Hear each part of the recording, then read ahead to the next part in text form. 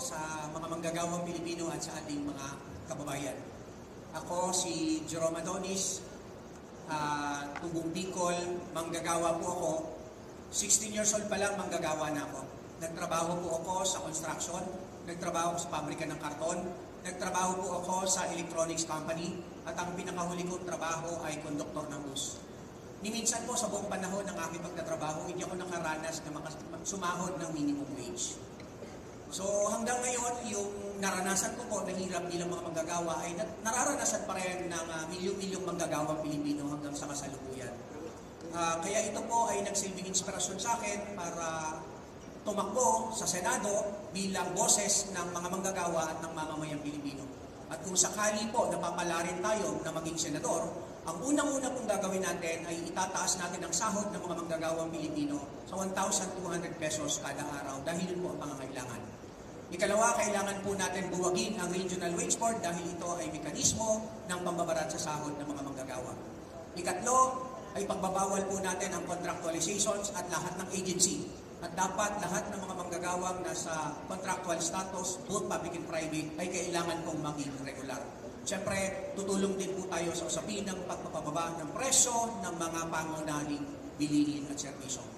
Kaya muli po ako si Jerome Adonis at your service, handang-handa na po para sa halalang 2025 sa senatorial candidate. You have 20 seconds. Sige. Question from the media. May pupunta pa kayo. Ano pong tanong? Isang tanong lang. Okay.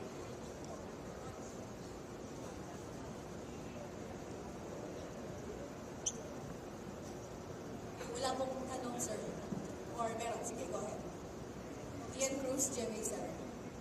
Jerome, marami nang nagtatangka talaga na itaas yung sweldo, no? Pero paano nyo yun mapapalusot kapag nasa Senado na kayo?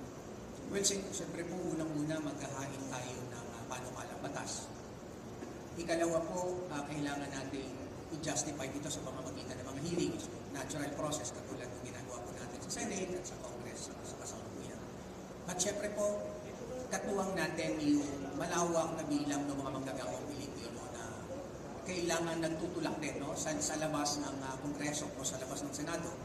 Dahil ang 1,200 po ay nakabatay sa aktual na presyo ng mga pangunahing bilihin. Hindi na po talaga nagkakasya ang sahod na tinatanggap ng mga manggagawang Pilipino. Imagine nyo yung 645 dito sa National Capital Region. Saan ang abot yan? So, habang 361 sa BARD, and yet patuloy po ang pagtaas ng presyo ng mga pangunahing bilihin. Kaya, it's about time talaga na kailangan pursigihin na ito. At tingin ko naman ay sa pamamagitan ng pagpapakita ng mga datos at pangangailangan talaga ay magagawa ito. No? Basta yung ating mga kandidato ay isa sa puso lang at kakalingain ng mga manggagawang Pilipino. Pero pa pong tanong. Okay. Jean, please. You start at home.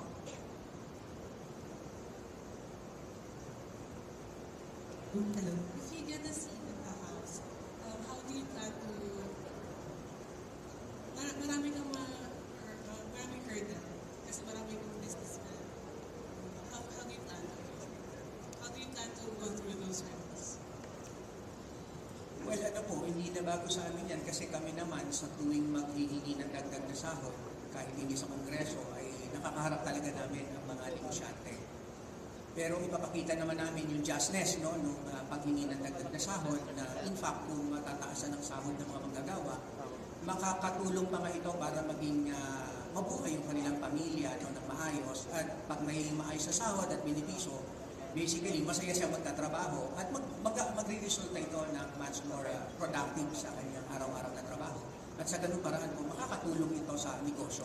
So tingin namin hindi siya madali, no? At ito ay nakatulong po sa actual na mga kailangan. So maraming business pa naman kasi nga it might hurt their business model. They won't be able to afford workers anymore and more people might actually lose their jobs or their business. Well, hindi po totoo na ang wage increase ay makakasapit sa ating ekonomiya. In fact, ang tingin nga namin, makaka-enhance pa po sa naghihingalo nating ekonomiya. Kasi the moment na madagdagan ng sahod ng mga manggagawang Pilipino, ay magkakaroon po siya ng additional purchasing power para mabili yung mga basic na pangangailangan niya. Diba? So, iikot yung ating economy. Siguro po talagang tingnan natin sa realidad, no? Naiintindihan natin yung position palagi ng mga kumpanya na ayaw nila ng wage increase. Pero kahit balikan po natin sa kasaysayan ng Pilipinas, wala pong nagtaas ng sahod, pero hindi po nalugi ang mga kumpanya at nagpatuloy na lumago ang kanilang kumpanya. So, yun po ang kailangan natin gawin. No? Kumbinsihin natin sila dahil ito po ay just at makatwiran para sa mga